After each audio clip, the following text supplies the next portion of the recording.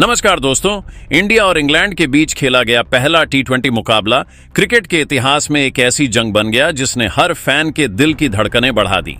London के ऐतिहासिक Lord's cricket ground पर खेले गए इस मैच में पहले इंग्लैंड के बल्लेबाजों ने भारतीय गेंदबाजों को कड़ी टक्कर दी और फिर भारतीय बल्लेबाजों ने आखिरी गेंद तक धमाल मचाकर स्टेडियम को भारत भार के नारों से गूंजा दिया। ये मुकाबला इतना रोमांचक और उतार चढ़ाव से भरा था कि हर गेंद पर दर्शकों की सांसें थम रही थीं। तो आज हम आपको इस वीडियो में इस धमाकेदार मैच का पूरा रोमांचक हाइलाइट्स सुनाने जा रहे हैं। इस वीडियो को अंत तक जरूर देखिएगा और अगर आप भी भारत की टीम के फैन हैं तो इस वीडियो को एक जोरदार लाइक जरूर कर लीजिएगा। इस वीडियो का टारगेट है 400 लाइक्स का। दोस्तों, इंडिया और इंग्लैंड की 5 मैचों की वनडे सीरीज की थ्रिलिंग जंग के बाद अब बारी थी टी20 मुकाबलों की। मैच की शुरुआत हुई टॉस के साथ। इंग्लैंड के कप्तान जोस बटलर ने सिक्का उछाला और इस बार किस्मत ने उनका साथ दिया। इंग्लैंड ने टॉस जीता और बिना समय गंवाए बटलर ने पहले बल्लेबाजी करने का फैसला किया। उनका मानना था कि लॉर्ड्स की पिच शुरुआत में बल्लेबाजों के लिए मददगार होगी और ड्यू की वजह से बाद में गेंदबाजों को फायदा मिल सकता है। पिच पर हल्की घास थी जो तेज गेंदबाजों को शुरुआती स्विंग दे सकती थी, लेकिन जैसे जैसे सूरज चढ़ता या बल्लेबाजों के लिए स्वर्ग बनने वाली थी और शायद इसी सोच के साथ उन्होंने भारत को गेंदबाजी के लिए आमंत्रित किया। भारत की प्लेइंग 11 में एक बड़ा सरप्राइज देखने को मिला। युवा बल्लेबाज वैभव, सूर्यवंशी और अभिषेक शर्मा को ओपनिंग की जिम्मेदारी दी गई। भारत की प्लेइंग 11 इस प्रकार थी: वैभव, सूर्यवंशी, अभिषेक शर्मा, सूर्य कुमार यादव, कप्तान संजू सैमसन, विकेटकीपर तिलक वर्मा, हार्दिक पांड्या, रिंकू सिंह, अक्षर पटेल, अदीप सिंह, मोहम्मद शमी, वरुण चक्रवर्ती और हर्षित राणा शाह। इंग्लैंड की पारी की शुरुआत फील्ड सॉल्ट और बन डकेट ने की। दोनों ने पावर प्ले में आक्रामक रुख अपनाया और पहले 6 ओवरों में 65 रन जोड़ डाले। साल्ट ने अर्शदीप सिंह की पहली गेंद पर ही एक शानदार कवर ड्राइव लगाया जो बाउंड्री रस्सी को छूकर 4 रन के लिए गया। उनकी एक लॉफ्टेड कवर ड्राइव इतनी खूबसूरत थी कि लॉर्ड्स का पवेलियन तालियों से गूंज उठा। डकेट ने भी मोहम्मद शमी की गेंद पर एक विशाल सिक्सर जड़ा जो ग्रैंड स्टैंड में गायब हो गया।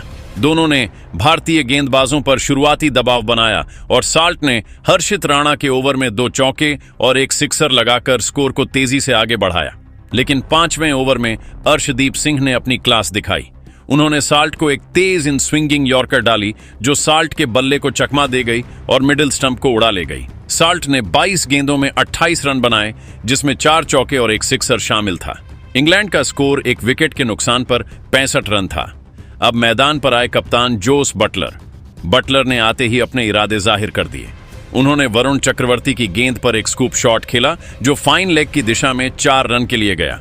उनकी यह शॉट इतनी खूबसूरत थी कि लॉर्ड्स का पवेलियन तालियों से गूंज उठा। बटलर के साथ क्रीज पर आए हैरी ब्रुक। दोनों ने मिलकर इंग्लैंड की पारी को संभाला और आक्रामकता के साथ रन बटोरे।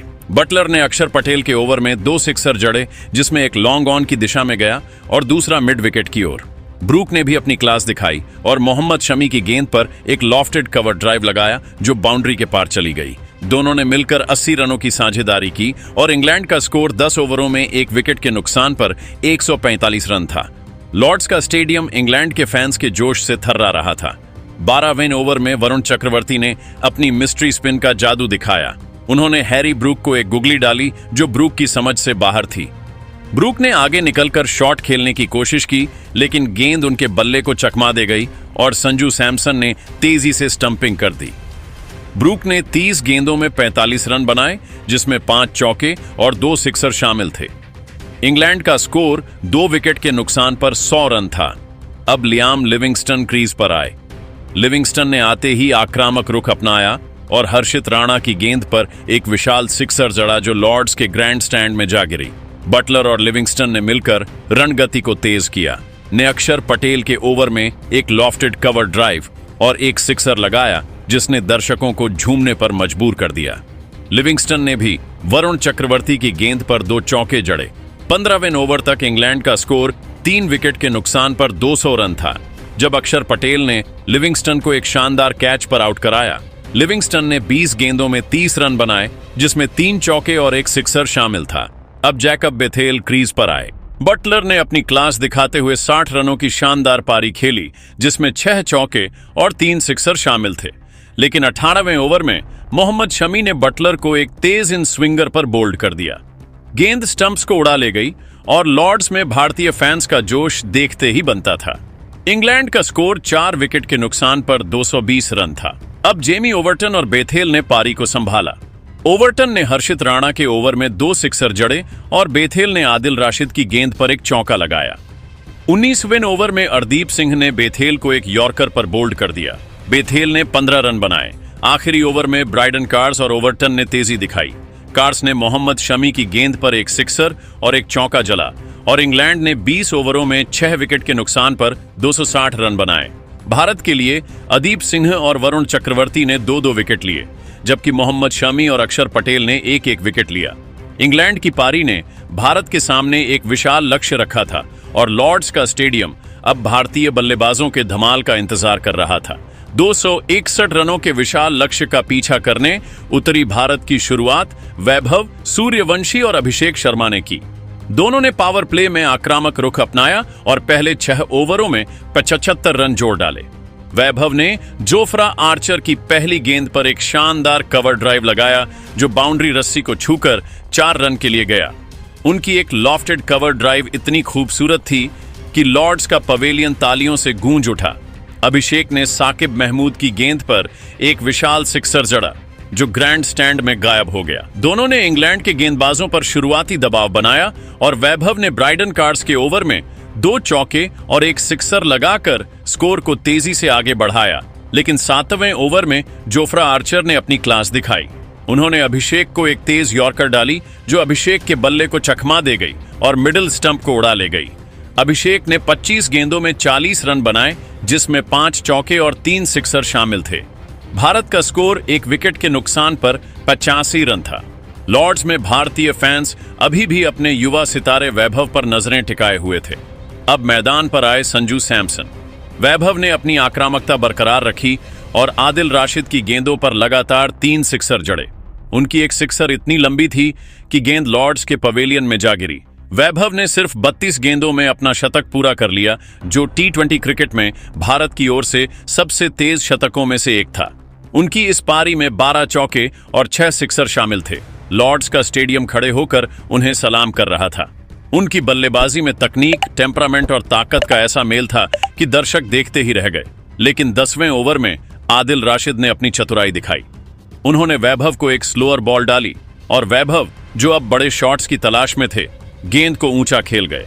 गेंद डीप मिड विकेट में कैच हो गई और वैभव की 100 रनों की विनाशकारी पारी का अंत हुआ। भारत का स्कोर 2 विकेट के नुकसान पर 145 रन था। लॉर्ड्स में भारतीय फैंस ने तालियों की गूंज के साथ वैभव को विदाई दी और डगोट में सूर्य कुमार यादव ने उनकी पीठ थपथपाकर बधाई दी। संजू सैमसन ने क्रीज पर आते ही अपनी क्लास दिखाई। उन्होंने साकिब महमूद की गेंद पर एक स्कूप शॉट खेला जो फाइन लेग की दिशा में 4 रन के लिए गया। संजू ने 33 रनों की तेज पारी खेली, जिसमें 4 चौके और 2 सिक्सर शामिल थे। उनकी एक लॉफ्टेड कवर ड्राइव इतनी खूबसूरत थी कि लॉर्ड्स का पवेलियन तालियों से गूंज उठा। लेकिन 12वें ओवर में साकिब महमूद ने संजू को एक यॉर्कर पर बोल्ड कर दिया। संजू का बल्ला गेंद को छू नहीं सका और स्टंप्स बिखर गए। भारत का स्कोर 3 विकेट के नुकसान पर 170 रन था। अब कप्तान सूर्य कुमार यादव क्रीज पर आए। सुअर ने अपनी ट्रेडमार्क 360 डिग्री बल्लेबाजी दिखाई और 27 रनों की शानदार पारी खेली, जिसमें 3 चौके और एक सिक्सर शामिल था। उनकी एक स्कोप शॉट इतनी खूबसूरत थी कि दर्शक तालियां बजाने पर मजबूर हो गए। सुअर ने ब्राइडन कार्स की गेंद पर एक लॉफ्टेड कवर ड्राइव लगाया जो बाउंड्री के पार चली गई। लेकिन 15वें ओवर में आदिल राशिद ने सुअर को एक गुगली पर स्टंप कर दिया। सुअर ने गेंद को पढ़ने में चूक की और संजू सैमसन ने तेजी से स्टंपिंग पूरी की। भारत का स्कोर 4 विकेट के नुकसान पर 200 रन था। अब मैदान पर आए तिलक वर्मा। तिलक ने कुछ अच्छे शॉट्स खेले, लेकिन वह ज्यादा देर नहीं टिक पाए और ब्राइडन कार्स की गेंद पर 5 रन बनाकर आउट हो गए।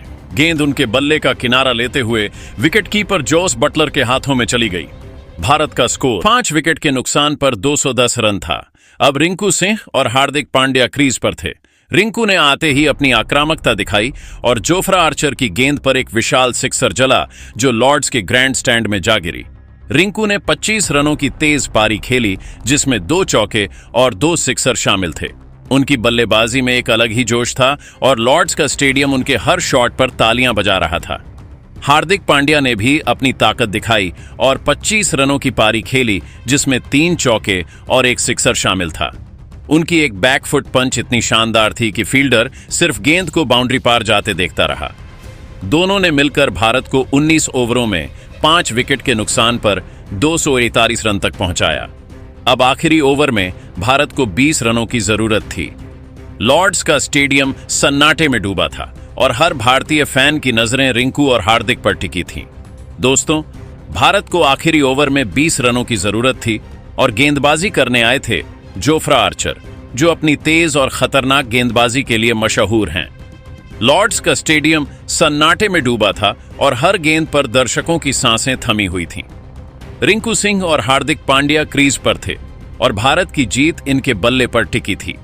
हर गेंद पर रोमांच चरम पर था और लॉर्ड्स का पवेलियन इस ऐतिहासिक पल का गवाह बन रहा था। भारतीय फैंस अपने सितारों के लिए प्रार्थना कर रहे थे, तो इंग्लैंड के फैंस आर्चर की गेंदों पर नजरें गड़ाए हुए थे।